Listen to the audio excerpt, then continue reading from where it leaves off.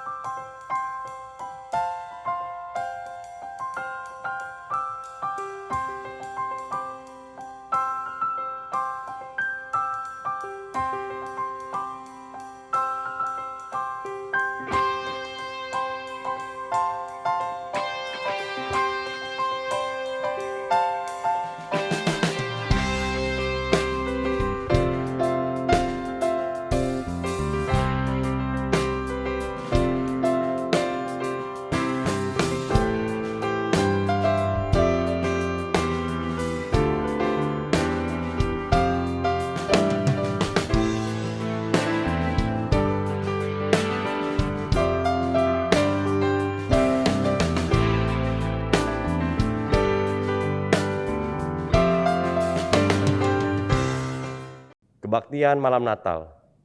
Kebaktian Malam Natal akan diadakan secara online pada hari Jumat 24 Desember 2021 pukul 18.00 melalui kanal YouTube GKI Kayu Putih.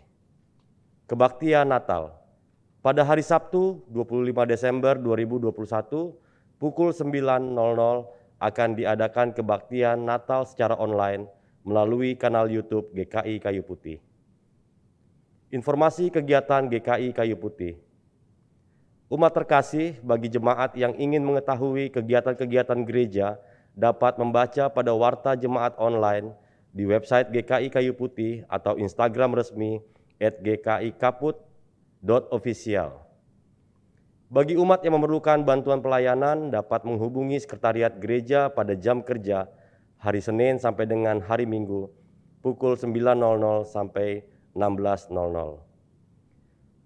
Umat yang dikasihi Kristus, marilah kita mempersiapkan hati untuk memulai kebaktian Advent keempat pada hari ini.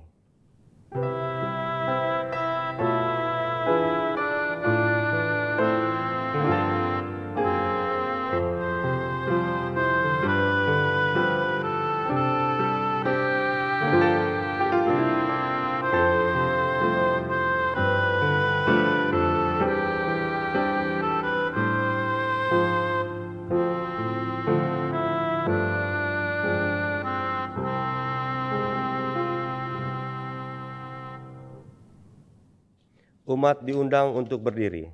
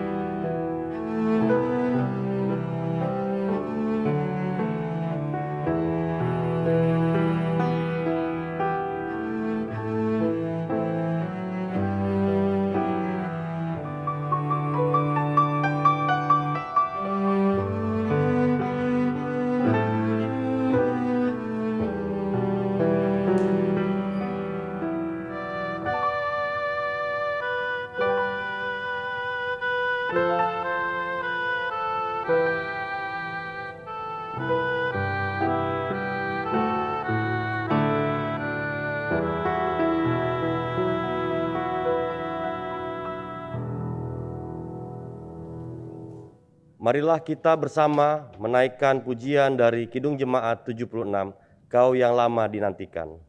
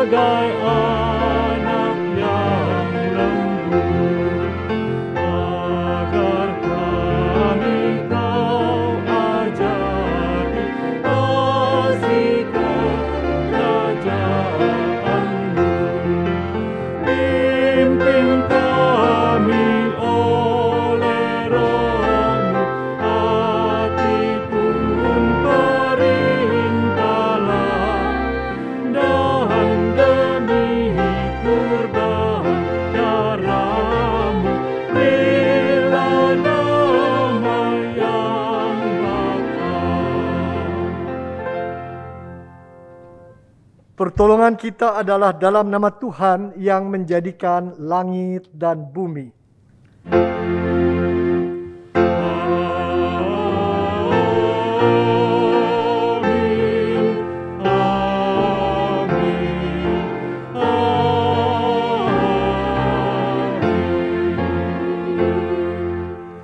Damai Tuhan beserta saudara. Dan beserta saudara juga.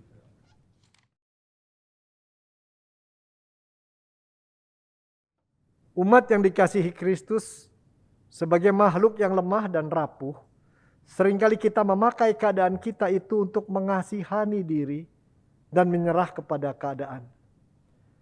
Di bawah tema yang rapuh, yang berdaya, kita akan belajar akan apa yang sesungguhnya menjadi panggilan Tuhan bagi kita dan bagaimana seharusnya kita memandang kerapuhan kita dalam menjalani proses kehidupan ini bersama Tuhan.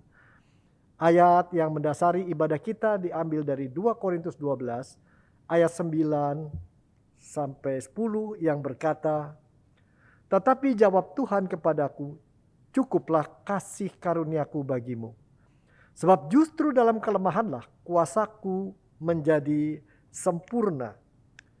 Sebab itu terlebih suka aku bermegah atas kelemahanku, supaya kuasa Kristus turun menaungi aku. Karena itu aku senang dan rela di dalam kelemahan, di dalam siksaan, di dalam kesukaran, di dalam penganiayaan dan kesesakan. Oleh karena Kristus. Sebab jika aku lemah, maka aku kuat."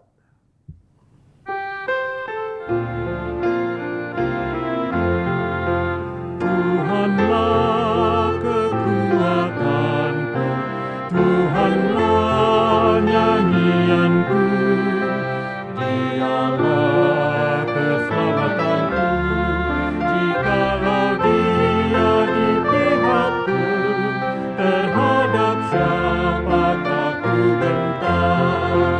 Tuhanlah kekuatanku, Tuhanlah nyanyianku, Dialah keselamatanku, jikalau Dia di pihakku, terhadap siapakah ku gentar. Tuhanlah kekuatanku, Tuhanlah nyanyianku, Dialah keselamatanku, jikalau Dia di pihakku, terhadap siapakah ku gentar.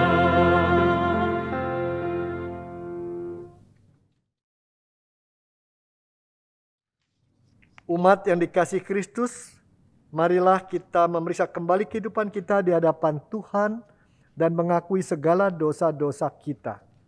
Kita masuk dalam doa pribadi.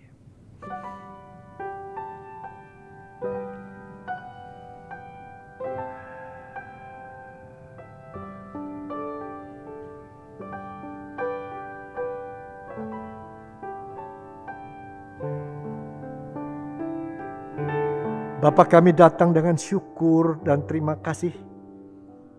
Kami masih berjalan terus, bahkan menuju Natal dan akhir tahun. Kami mohon Bapa pada saat ini mau dengarkan apa isi hati kami. Bahwa seringkali kami menyadari kami bersalah. Kami bersalah, kami berdosa bukan karena kami melakukan ini dan itu saja yang tidak berkenan di depan Tuhan.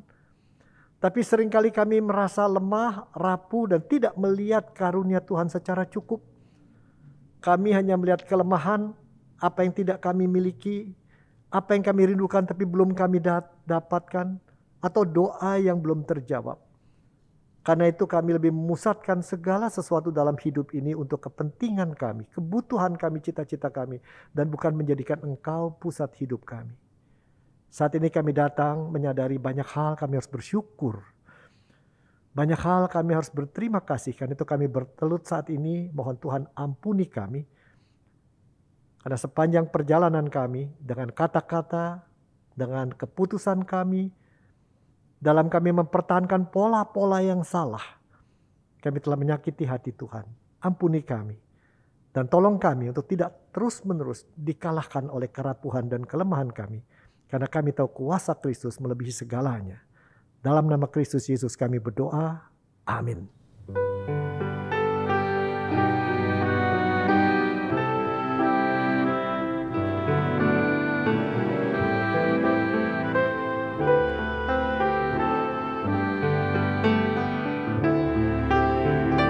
Sungguh lembut Tuhan Yesus memanggil aku dan kau. Lihatlah Dia prihatin menunggu aku dan kau. Hai, mari datanglah, kau yang lelah, mari datanglah. Sungguh lembut Tuhan Yesus memanggil, kau yang sesat, marilah.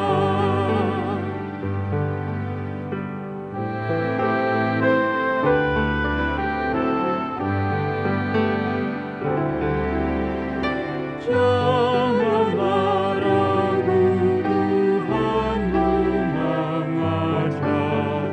mengajak aku dan kau. Jangan enggan menerima kasih-Nya terhadap aku dan kau.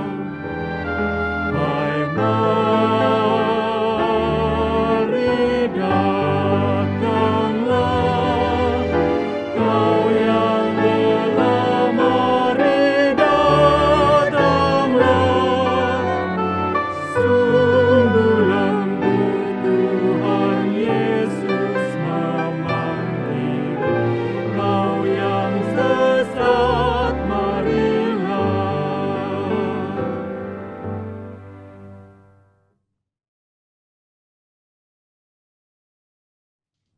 Mari kita berdiri mendengarkan berita anugerah bagi kita yang dengan rendah hati mengakui segala dosa kita di hadapan Tuhan. Mari kita menerima berita anugerah dari Efesus 2 ayat 4 dan 5. Tetapi Allah yang kaya dengan rahmat, oleh karena kasih-Nya yang besar yang dilimpahkannya kepada kita, telah menghidupkan kita bersama-sama dengan Kristus. Sekalipun kita telah mati oleh kesalahan kita, oleh kasih karunia kamu diselamatkan. Demikianlah berita anugerah dari Tuhan. Syukur kepada Allah. Umat dipersilakan memberikan salam damai.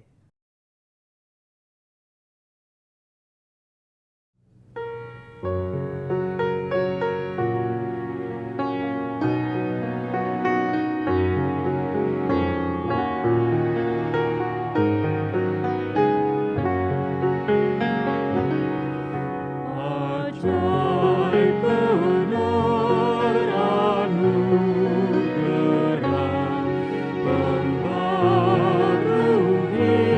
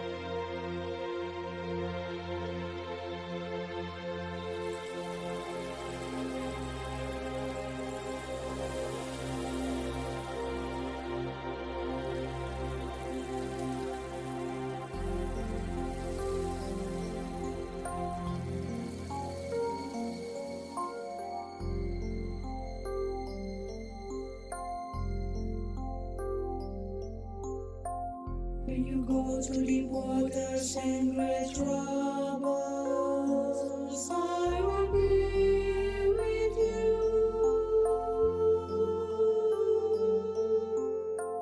When you go through rivers of difficulty, you will not drown.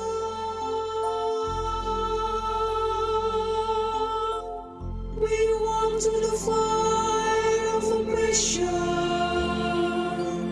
you will not be burned.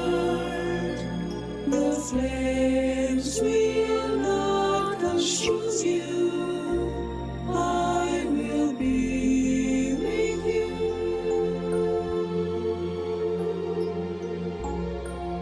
When you go through the waters and great troubles, I will be with you. When you go through rivers of difficulty, you will not drown. When you walk through the fire of oppression, you will not be burned. The flames will not consume you. I will be with you. For I am your God, and I will care for you. Whatever befalls you, for you are precious in my sight. I stay by your side and be your comforter, your guard and protector. Joy of me, Lord of love.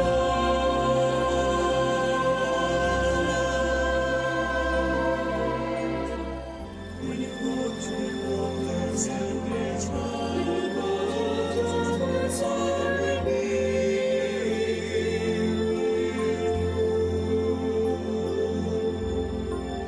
When you go through rivers of difficulty, rivers will be that will. When you walk through the fire of oppression, you will not be burned. The flames will not consume you. I will be with you. I will be with you. I will be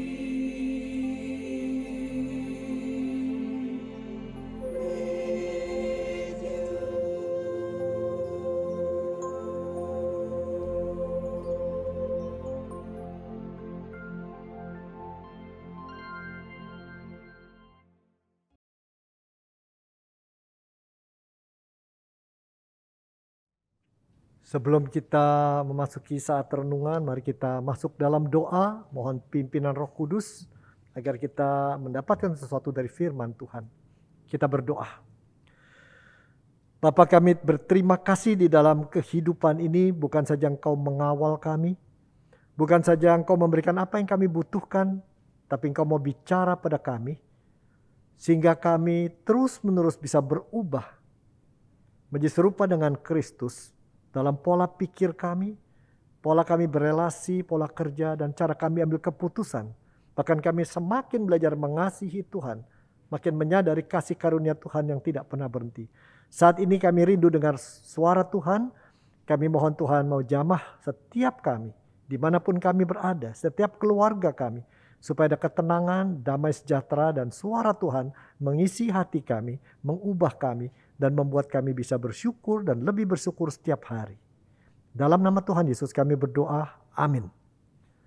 Bacaan pada hari ini diambil dari Lukas pasal 1 ayat 39 sampai dengan 55.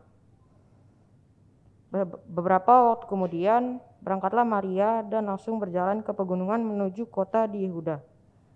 Di situ ia masuk ke rumah Zakaria dan memberi salam kepada Elisabet. Dan ketika Elisabet mendengar salam Maria, melonjaklah anak yang di dalam rahimnya, dan Elisabet pun penuh dengan Roh Kudus.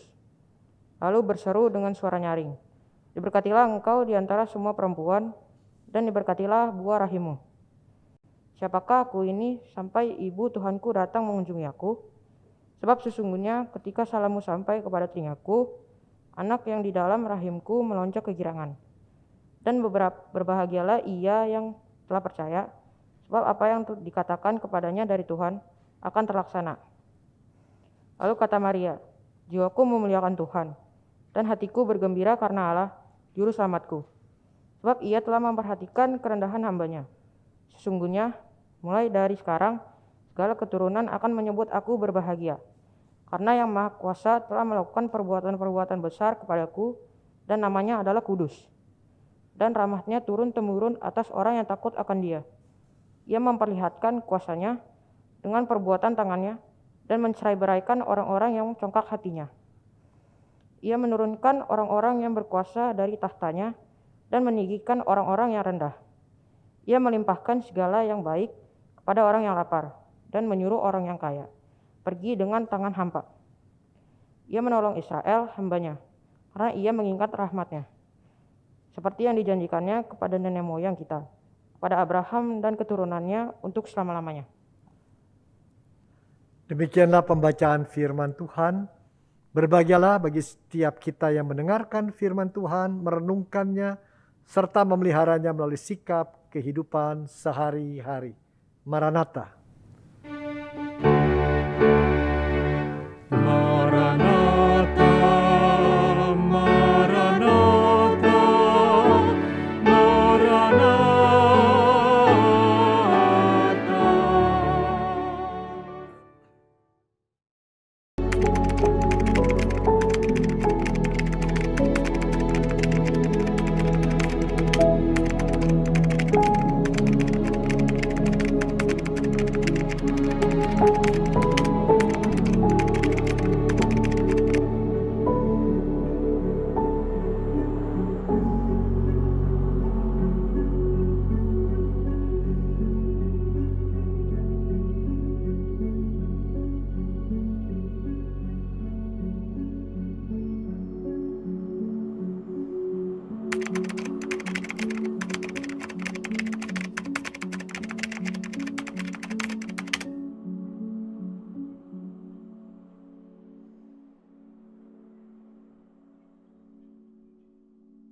Bu Melisa, bagaimana dengan guru-guru honorer yang Ibu sudah perjuangkan untuk menjadi guru tetap dan aparatur sipil negara?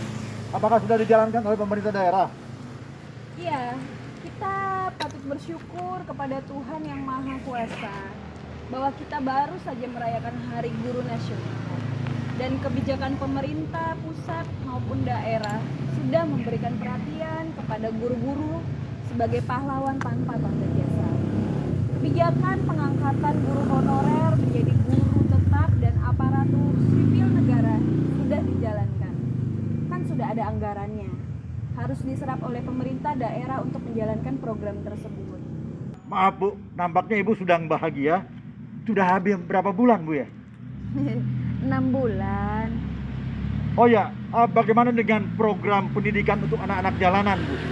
Pengemis anak-anak dan pengamen anak-anak. Ya, pendidikan bagi setiap warga negara dijamin oleh Undang-Undang Dasar 1945 pasal yang ke-31. Bahkan ayat 2 menyebutkan setiap warga negara wajib mengikuti pendidikan dasar dan pemerintah membiayainya. Jadi bagaimana Bu? Pemda melalui Dinas Pendidikan dan Dinas Sosial sudah melaksanakan pendataan anak-anak di jalanan. Ada yang membantu orang tuanya mencari nafkah. Ini yang diberikan pengertian kepada orang tua mereka agar anak-anak tetap dapat sekolah dengan biaya yang sudah dianggarkan oleh pemerintah. Dan yang hidup menggelandang ditempatkan di rumah-rumah singgah yang sudah dibangun oleh pemerintah untuk pembinaan mereka, tempat untuk belajar, dan pelatihan keterampilan.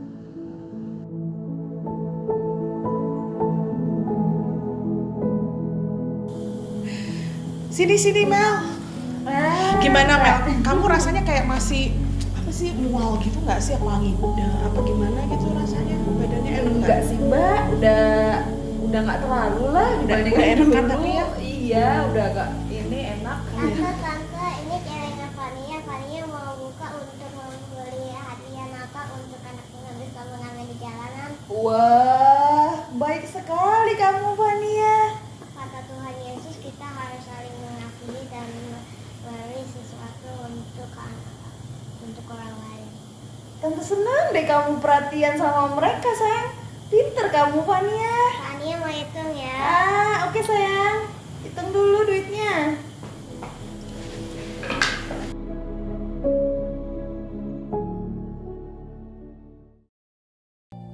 Sekarang pertanyaannya, bagaimana kamu bisa membagi waktumu dengan suamimu tercinta ini? Terus program punya anak, gimana? Sekarang aja waktu kamu udah habis, sibuk kamu di kampus. Jadi dosen lah, kepala prodi. Terima kasih Tuhan Yesus. Engkau telah menganugerahkan Melisa sebagai istri yang baik dan peduli kepada pendidikan anak-anak.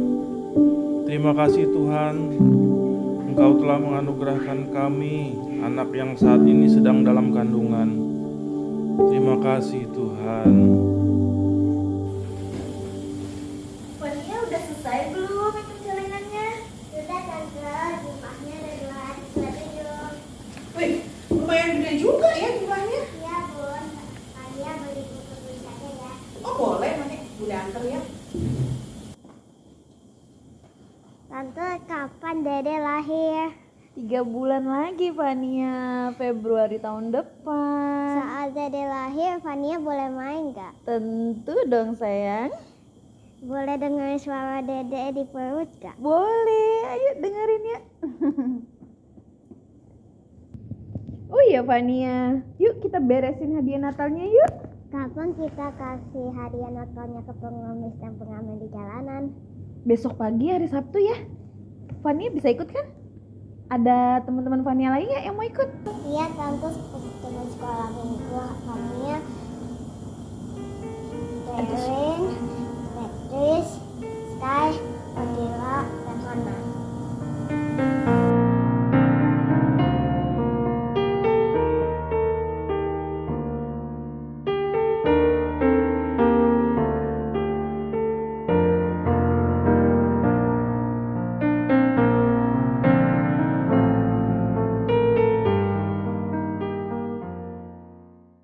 Saudara-saudara, bapak-bapak, ibu-ibu yang berada dimanapun juga, kalau Anda melihat banyak yang akhir-akhir ini saya bicarakan di YouTube atau di webinar, seringkali saya berbicara tentang manajemen persepsi kita. Artinya apa? Banyak orang-orang mengalami kondisi yang tidak menyenangkan saat ini, yang membuat mereka merasa lemah, terpukul, terpuruk. Ada orang yang kehilangan pekerjaannya. Ada orang yang mengalami sakit berkepanjangan. Ada yang mengalami kerugian, penghasilannya menurun. Tetapi ada orang-orang yang mengalami itu dan tetap memuji Tuhan dan mengatakan, saya lebih beruntung dari orang lain dan Tuhan masih baik. Tapi ada orang yang mengalami sedikit saja dan sudah merasa, aku begitu rapuh, lemah, hidup mau tahu dibawa kemana aku tidak tahu, dan kelihatannya Tuhan pun sudah tidak peduli pada aku. Dan seringkali persepsi itu, penangkapan kita tentang keadaan lebih kuat, lebih berkuasa daripada kenyataan yang sesungguhnya. Jadi memang ada masalah, ada kelemahan, kerapuan, tapi kadang-kadang lebih daripada itu lagi. Hari ini kita akan membahas dua orang wanita yang luar biasa. Kalau biasanya orang bicara wanita, orang ingat wanitalah si Hawa itu yang membuat terjadinya dosa. Padahal kerjaan si Adam juga. Kali ini kita lihat dua orang wanita yang Tuhan pilih dan gunakan secara luar biasa di dalam karya keselamatannya. Kalau kita lihat apa yang dibaca tadi di ayat 39 sampai 40 dan seterusnya, ada banyak hal yang menarik. Hari ini kita akan melihat sekurangnya 5 hal yang menarik. Yang pertama, ini bicara tentang Maria dan Elizabeth yang sedang hamil dan hamilnya berturut-turut. Elizabeth sudah tua dan sudah lama dibicarakan orang, dianggap punya aib zaman dulu kalau tidak bisa punya anak waktunya lama. Dan sudah lanjut usia. Sudah lama dianggap mandul dan sekali lagi zaman itu dianggap dia sudah ditinggalkan Tuhan atau dihukum Tuhan karena tidak diberikan keturunan. Sedangkan Maria seorang wanita muda belum menikah, sudah bertunangan namun sudah hamil duluan. Keadaan yang sangat unik. Selain itu mereka juga selain kondisi yang tidak begitu normal kata orang, maka ada beberapa hal yang mereka memiliki kesamaan. Pertama, mereka adalah saudara sepupu, satu darah. Kedua, sama-sama menghadapi kehamilan pertama. Kehamilan pertama, kedua, dan ketiga biasanya beda. Walaupun saya belum pernah hamil, saya mengamati dan melihat, mengalami ketika istri hamil pertama, kedua, ketiga memang beda. Yang ketiga, mereka tidak siap, tidak nyangka, tidak merancangkan untuk hamil dalam waktu seperti itu. Yang keempat, mereka hamil karena kuasa Allah. Yang kelima, mereka sama-sama jadi sorotan masyarakat. Bermacam-macam narasi akan muncul. Yang satu mungkin diomongin nggak tahu diri juga, tua umur sekian kok hamil gitu ya. Kira-kira demikian. Yang satu ini keturunan Daud tapi kok hamil duluan, tunangannya gimana nih katanya. Dan tentu keluarga mereka mengalami goncangan. Dan kemudian tapi yang menarik kesamaan, mereka kedua-duanya diberikan janji Tuhan, diberikan anak yang akan sama-sama memegang peran kunci di dalam karya keselamatan Allah dalam rencana Tuhan. Jadi apa yang kita baca hari ini yang kita mau renungkan adalah perjumpaan dua orang yang sedang dalam posisi yang tidak enak, sangat rapuh. Dan mereka masing-masing mungkin tidak punya orang lain untuk diajak bicara. Siapa yang senang bicara sama teman, kumpul yuk, gua hamil tapi belum kawin, belum punya pacar. Bayangkan bagaimana ramenya kata itu. Nah, Alkitab memberitahu kita bahwa Elizabeth mengandung dan selama 5 bulan tidak menampakkan diri. Lukas 1 ayat 24. Jadi dia benar menyendiri, tidak punya teman untuk berbagi cerita. Maria juga demikian. Hamil di luar pernikahan. Tapi sekali lagi Tuhanlah yang menghadirkan bayi dalam kandungan mereka. Apapun kata-kata masyarakat, apapun mulut orang berkata, gosipnya, Tuhanlah. Ya, Tuhanlah yang memungkinkan mereka mengalami kehamilan, Tuhanlah yang memilih mereka, dan ini bukan hanya untuk mereka, tapi ada sesuatu yang besar sedang terjadi, dan lain-lain. Sekali lagi kehidupan mereka di dalam kondisi tidak enak, rapuh, tidak jelas kemana depannya, penuh dengan tanda tanya mestinya, tapi mereka hanya punya pegangan satu, kata-kata Tuhan sendiri melalui malaikatnya. Itu yang pertama kita lihat, kesamaan kedua wanita.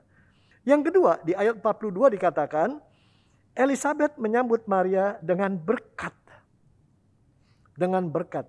Bayangkan kalau Anda punya teman baik, atau sahabat, atau saudara. Lalu datang, rupanya si Elizabeth lihat, ini sudah hamil duluan begitu. Walaupun mungkin masih baru, nggak tahu berapa lama. Tetapi bukan mengatakan, kok hamil? Kan belum kawin. Nggak malu, bukan begitu. Disambutnya Maria dengan berkat, bukan penolakan.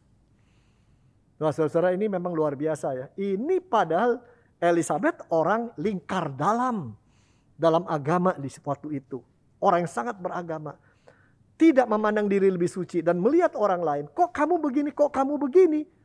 Tetapi diberkatinya kamu. Ia tahu kelihatannya kehamilan Maria di luar nikah. Karena dia berkata tentang rahim. Dan dia tahu Maria belum nikah bukan. Roh Kuduslah dikatakan Alkitab sedang bekerja dalam diri Elizabeth. Dan ini memang tidak wajar. Mestinya dia menolak. Kok kamu baru tunangan sudah hamil duluan? Mestinya lagi ketika ketemu yang muda yang menghormati yang tua memberikan dulu Salam, Shalom Aleichem. Ini terbalik. Yang tua menyambut dengan adanya itu. Sekali lagi, Elizabeth melakukan itu karena melalui Roh Kudus. Dia melihat, menyadari bahwa ini yang datang ini adalah bukan hanya adik sepupu, tapi ibu dari Sang Juru Selamat. Itu yang kedua kita lihat. Jadi ini adalah cerita tentang penerimaan terhadap seorang yang sedang rapuh oleh seorang juga yang sedang rapuh, begitu ya. Tapi yang ketiga yang paling menarik di ayat 45. Dikatakan di situ, ya lepas daripada apa yang Elizabeth ketahui dan mungkin ia alami, ia menunjukkan orang seperti Maria dapat memilih percaya pada janji Tuhan daripada memilih hidup merasa rapuh karena penilaian kata-kata masyarakat. Bahkan dia kata, berbahagialah dia yang telah percaya sebab apa yang dikatakan kepadanya dari Tuhan akan terlaksana. Seakan-akan Elizabeth berkata, kau bahagia karena umumnya orang di dalam kerapuhan akan mengasihani diri, merasa terpukul, merasa jadi kurban keadaan, kurban rencana Tuhan, kurban ketidaktahuan semua yang tidak jelas. Dan langsung merasa, saya tidak bisa bikin apa-apa lagi, hidup sendiri.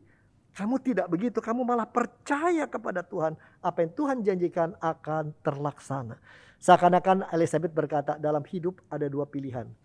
Mau sepanjang jalan kita merasa jadi kurban, lemah, tidak berdaya, terpuruk. Atau justru dalam kondisi itu melihat, mendengar kata-kata Tuhan, janji-janji Tuhan bahwa sesuatu yang besar sedang terjadi dan dia ambil bagian di sana. Dia dipilih untuk ambil bagian walaupun kondisi nyatanya begitu. Tetap dia orang akan dipilih Tuhan untuk melaksanakan sesuatu yang besar, misi Tuhan di sana.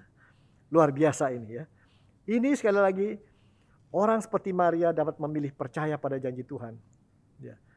Yang keempat dalam ayat 48 dikatakan respon Maria setelah mendengar itu luar biasa. Ya. Dia katakan sebab Tuhan telah memperhatikan kerendahan hambanya. Sesungguhnya mulai dari sekarang segala keturunan akan menyebut aku bahagia. Karena yang Maha Kuasa telah melakukan perbuatan besar kepadaku. Maria dengan jujur, otentik mengakui, betul, aku rapuh, aku punya kelemahan, orang bisa hantam aku, orang bisa gosipi aku, dan mungkin aku ada punya masalah dengan tunanganku nanti. Aku mungkin galau, aku khawatir, aku bingung. Tetapi dia tidak hanya berhenti pada titik itu. Dia melihat itu dari kacamata lebih besar. Bahwa Allah memperhatikan dia. Allah memilihnya. Dia akan disebut wanita bahagia. Karena melalui hidupnya. Di tengah semua apa yang dia miliki. Cuman begitu terbatas. Bahkan sekarang di mata masyarakat mungkin namanya jelek. Tuhan akan menggunakan dia untuk misi yang sangat besar. Tindakan Allah yang besar. Rencana Allah yang besar.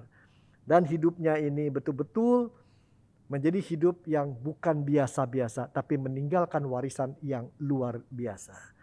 Saudara, Maria mungkin orang sederhana, tidak berpendidikan banyak, mungkin masih muda gitu ya. Masih terlalu tulus tidak mengerti kehidupan dunia. Tapi satu yang dia miliki.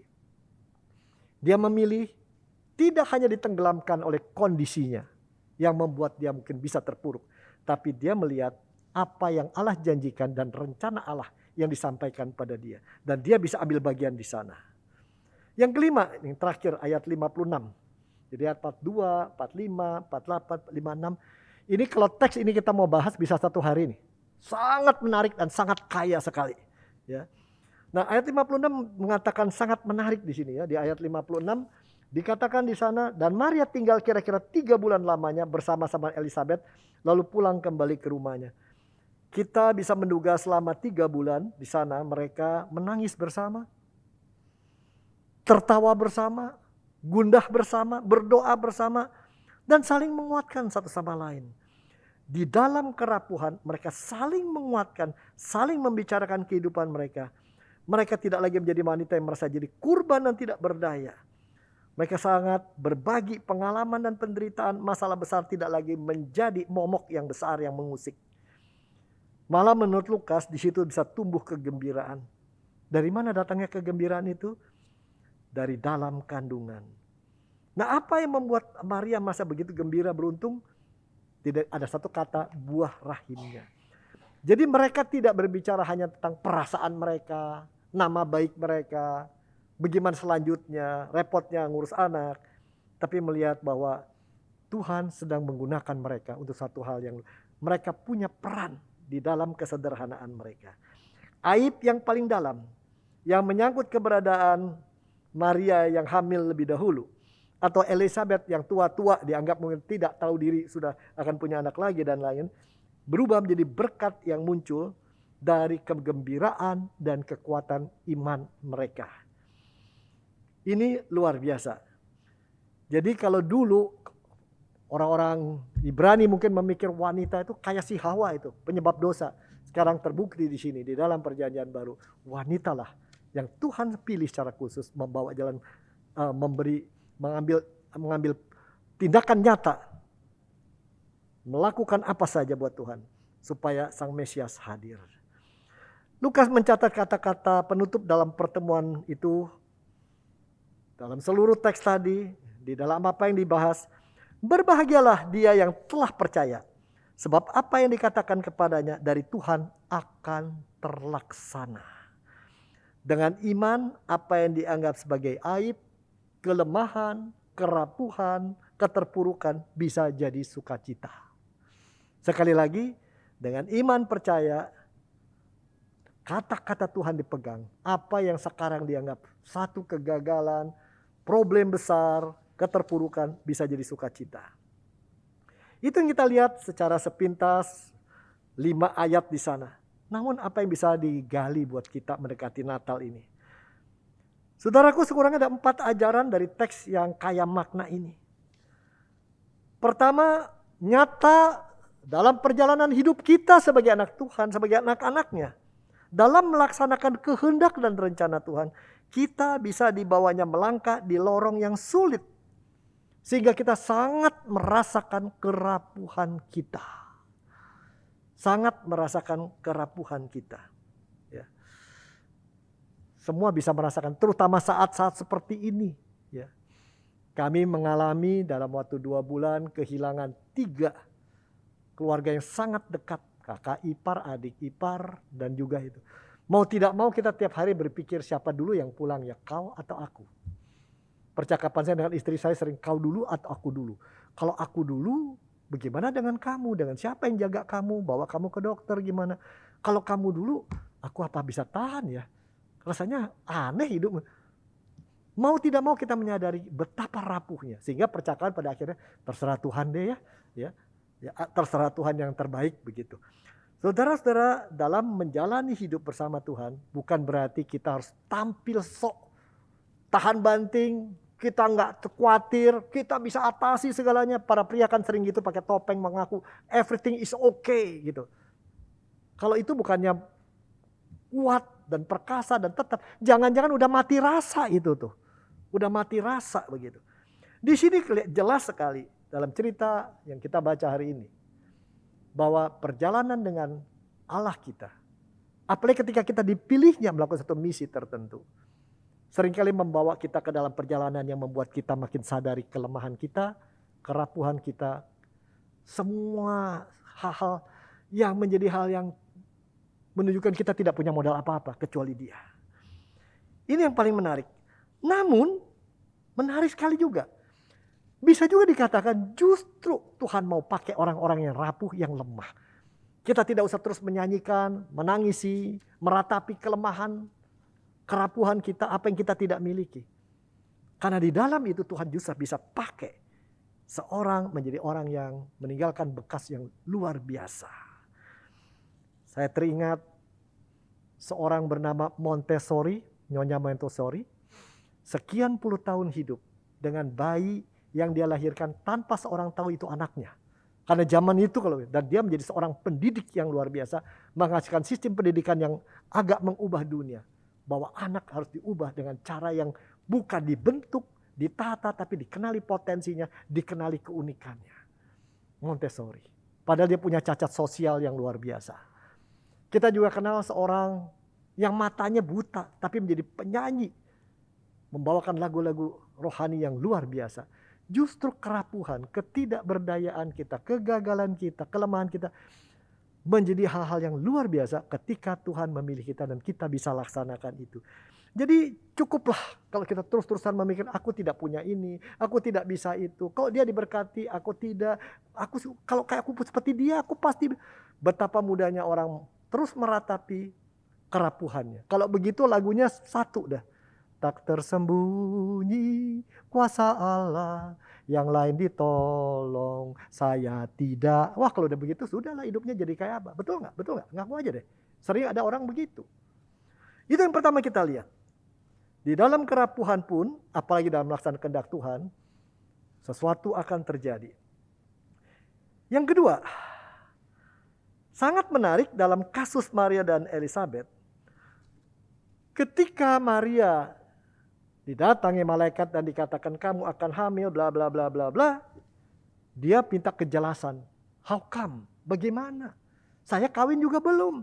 Dan setelah diberi penjelasan, ia menyetujui biarlah terjadi apa yang menjadi kehendak Tuhan, memuliakan Tuhan.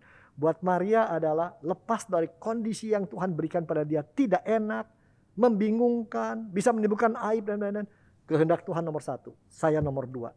Ini berbeda dengan sikap suaminya Elizabeth. Ketika dikatakan dia akan punya anak, dia katakan dia mentertawakan sampai akhirnya dibuat bisu. Padahal dia seorang beragama, saudara-saudara, imam loh. Betul nggak?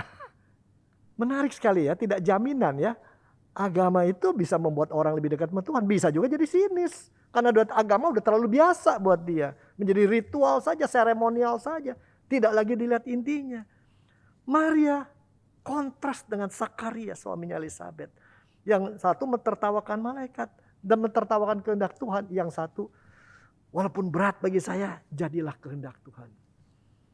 Itu yang kita bisa belajar dari firman Tuhan. Yang ketiga, Elizabeth ketika ketemu Maria, bayi di dalam kandungannya, mungkin sekitar 5-6 bulan, goyang tuh katanya, melonjak. Nah saya terus terang jujur saja belum pernah saya hamil. Tapi saya pernah ketika melihat istri saya hamil dan anak kami itu nyikut gitu ya. Nyikut atau nendang saya nggak tahu deh. Itu aduh katanya kesakitan. Dan ketika saya ngomong apa? Kamu jangan ngomong dulu, saya sakit nih katanya. Dan ketika anaknya di dalam kandungan itu bergerak sakit, dia tidak mikirkan sakitnya. Dia tidak fokus pada apa yang dia rasa. Dia tidak fokus pada kehamilan si Maria di luar nikah. Tapi dia fokus katanya, Roh Kudus mengatakan sesuatu dan itu dia sampaikan berkat serta profesi masa depan tentang hidup Maria dan putranya. Sekali lagi, bukan aku yang penting, tapi Tuhan. Dan yang keempat, di dalam kerapuhan menghadapi kehamilan mengejutkan, keduanya saling mendukung, saling menguatkan, dan mendapat pemahaman mengenai rencana Tuhan. Betul kami lemah, betul kami rapuh, betul kami punya risiko yang besar. Tapi melalui ini semua rencana Tuhan bisa terjadi ketika Tuhan sudah memilih aku. Tidak ada alasan untuk tidak hidup dalam rencana Tuhan, tidak ada alasan untuk tidak memenuhi kehendak-Nya, tidak ada alasan hanya untuk meratap. Karena di tengah kelemahan pun dia tetap bersamaku. Nah saudara ini yang kita dapatkan dan bagaimana penerapan firman Tuhan pada masa Advent keempat ini buat kita. Pertama izinkan saya bertanya, pernahkah Anda merasa rapuh? Padahal Anda sangat percaya pada Tuhan. Anda yakin Tuhan baik, Tuhan mencintai, tapi tetap merasa rapuh. Saya pernah. Dan mungkin juga bukan sekali. Tapi hari ini kita pelajari. Menjadi rapuh dalam perjalanan hidup. Bahkan dalam perjalanan hidup iman, tidak perlu disangkali. Itu bisa terjadi. Semua orang beriman dapat mengalami itu. Kita justru perlu jujur, tulus, dan otentik mengatakan kita bisa rapuh. Namun kita tidak berhenti dan lalu meratap sendiri dalam kerapuhan. Kita bisa punya daya untuk selalu mengingatkan diri dan saling mengingatkan pada orang lain. Bahwa di dalam kerapuhan ada Tuhan bersama kita yang menguatkan, disitulah sumber daya kita. Dan ada saudara perjalanan yang kita bisa saling berpegangan. Sehingga hidup tidak lagi menjadi kesepian. Musuh terbesar di zaman modern adalah kesepian. Apalagi zaman pandemi itu. Yang kedua yang bisa kita pelajari hari ini dan kita terapkan. Dalam saat rapuh kita bisa memusatkan perhatian pada masalah, pada kegagalan, pada kejatuhan atau semua suara negatif. Atau memusatkan diri pada rencana, kehendak, gambar besar dari Allah yang kita dapatkan. Kita bisa hanya memikirkan tentang diri kita sendiri atau memikirkan tentang kerajaan Allah dan jalan Allah di mana kita boleh ambil bagian membangunnya di sana. Bahwa Tuhan punya rencana yang indah.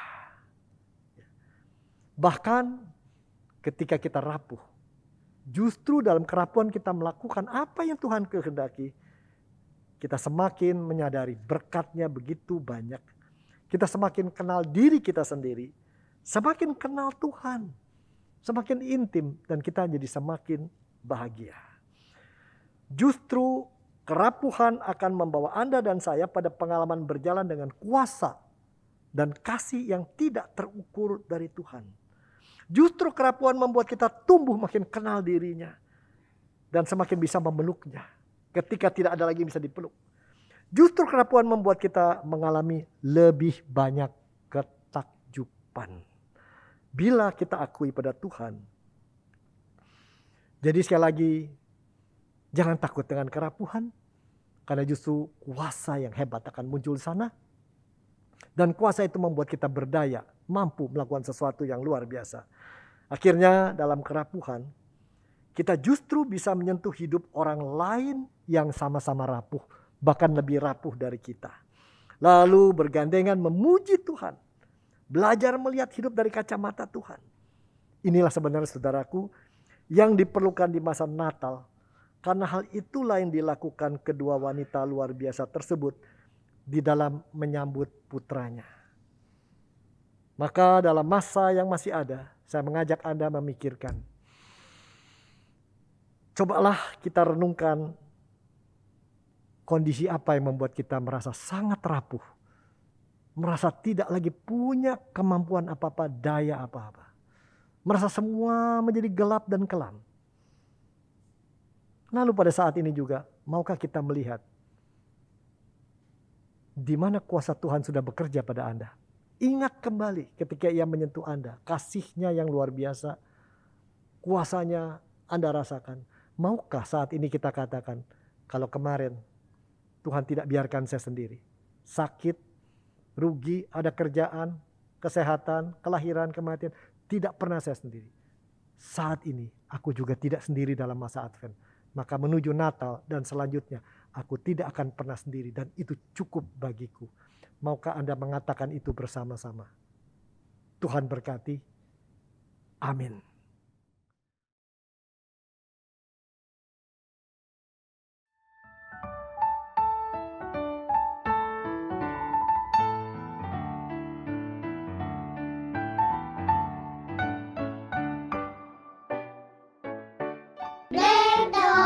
Box of olive, la la la la la la la. 'Tis the season to be jolly, la la la la la la. Donning now our gay apparel, la la la la la la la la. Don't be and you take care of, la la la la la la la.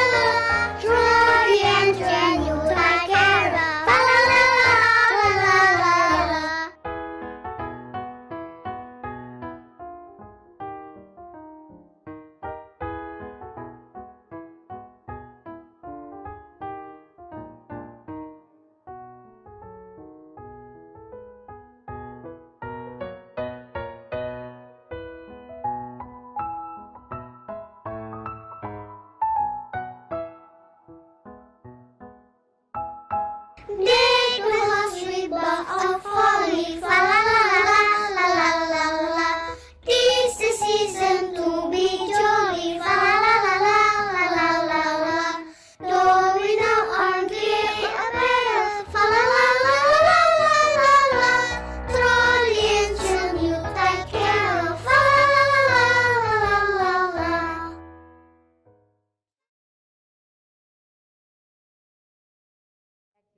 Umat diundang berdiri. Marilah kita bersama dengan umat Allah di masa lalu, masa kini, dan masa yang akan datang, mengingat pengakuan pada baptisan kita seturut pengakuan iman rasuli demikian. Aku percaya kepada Allah, Bapa yang Maha Kuasa, Khalik langit dan bumi, dan kepada Yesus Kristus, anaknya yang tunggal Tuhan kita, yang dikandung daripada Roh Kudus, lahir dari darah Maria, yang menderita sengsara di bawah pemerintahan Pontius Pilatus, disalibkan, mati dan dikuburkan, turun ke dalam kerajaan maut, pada hari yang ketiga bangkit pula dari antara orang mati, naik ke sorga, duduk di sebelah kanan Allah, Bapa yang Maha Kuasa, dan dari sana ia akan datang untuk menghakimi orang yang hidup dan yang mati. Aku percaya kepada Roh Kudus, gereja yang kudus dan am, persekutuan orang kudus, pengampunan dosa, kebangkitan orang mati, dan hidup yang kekal. Amin. Umat dipersilahkan duduk.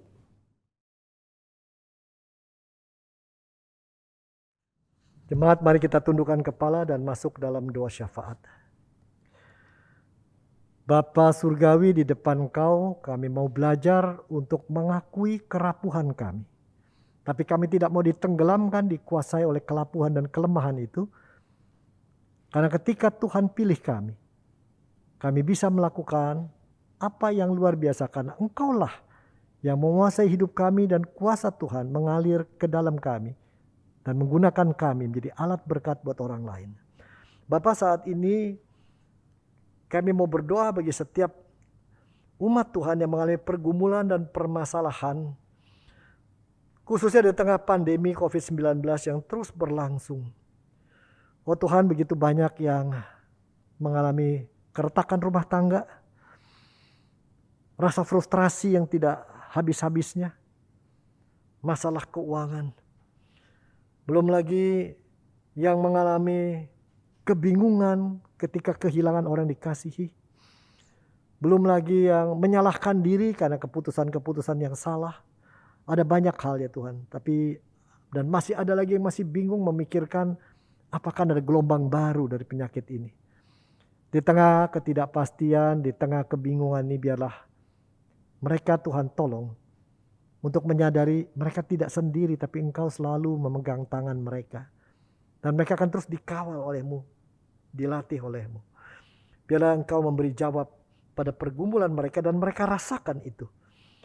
Kami mau berdoa secara khusus ya Tuhan untuk pemerintah kami dalam upaya mereka melaksanakan program vaksinasi nasional. Biarlah apa yang direncanakan dan sasarannya bisa tercapai. Dan terutama Tuhan bentengi bangsa kami dari virus yang baru, yang sudah dibicarakan orang berasal dari Botswana. Lindungi kami, kasihani kami ya Tuhan. Sudah banyak orang yang sudah menderita. Kami mau berdoa sekali lagi secara khusus untuk teman-teman kami yang sedang sakit, belum juga sembuh, atau yang menderita karena nyeri dan lain-lain. Tuhan jamah mereka. Dan yang kedukaan ya Tuhan, satu persatu berikan pada mereka hiburan. Dan kami mau berdoa untuk setiap anak-anak Tuhan yang menunggu masa Natal.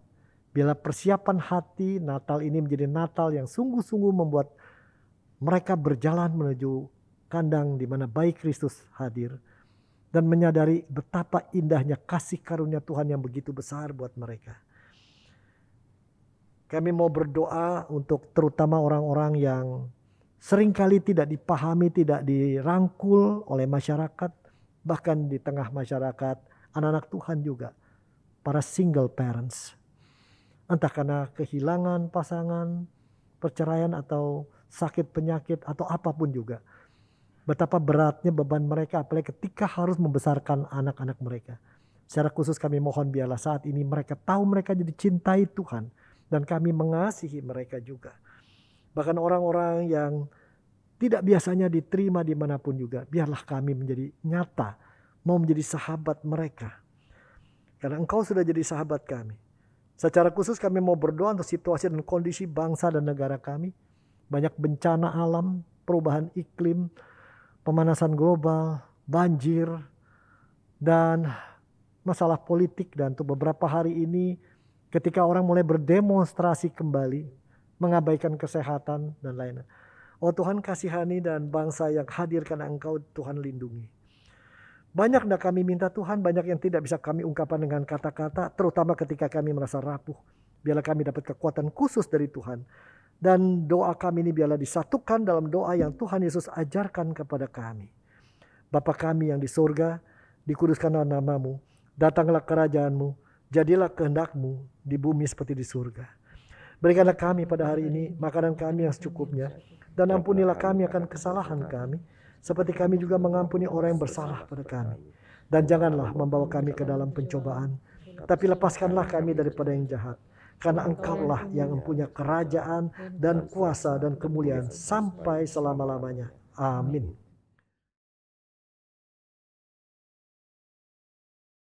Umat yang dikasihi Kristus, marilah kita membawa persembahan yang terbaik dari yang kita miliki kepada Tuhan dengan berlandaskan firman Tuhan dari Yesaya pasal 12 ayat 4. Pada waktu itu kamu akan berkata, bersyukurlah kepada Tuhan, panggillah namanya, beritahukanlah perbuatannya di antara bangsa-bangsa, masyurkanlah bahwa namanya tinggi luhur.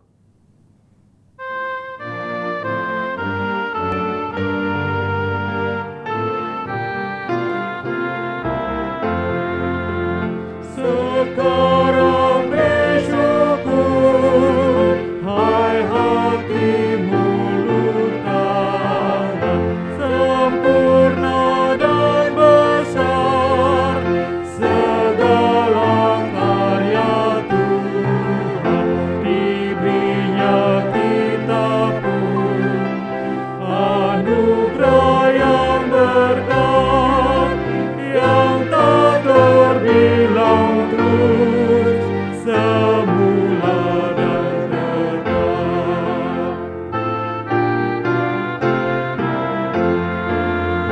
Yang Maha Mulia memberikan sukacita, damai sejahtera di dalam hidup kita.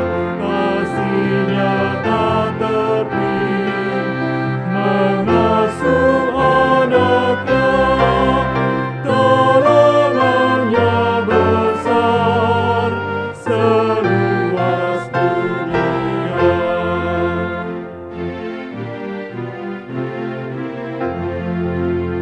Muliakan Allah-Mu yang tiada terbandingi, Sang Bapa Anak Roh, ditata maha tinggi, Tritunggal yang kudus, kekal terpujilah, sekarang dan terus selama-lamanya.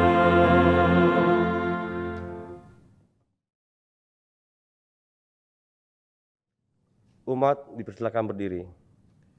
Mari kita bawa persembahan kita kepada Tuhan. Kita berdoa. Bapa yang maha baik, kami bersyukur atas pemeliharaan dan berkat-Mu yang senantiasa kami terima dan alami dalam hidup kami. Atas itu juga ya Tuhan, kami rindu untuk memberkati sesama kami.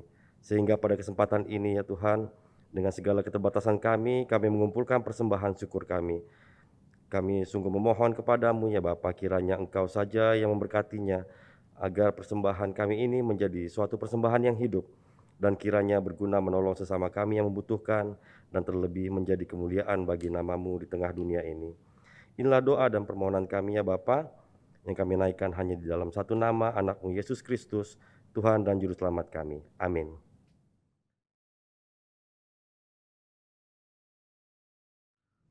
Umat yang dikasihi Kristus, marilah kita menyambut kedatangan Sang Juru Selamat dengan sebuah kesadaran bahwa kerapuhan bukan menjadi alasan untuk mengasihani diri, namun justru menjadi dasar untuk bermegah dalam Kristus yang memberi kita kekuatan untuk berdaya bagi kerajaan-Nya.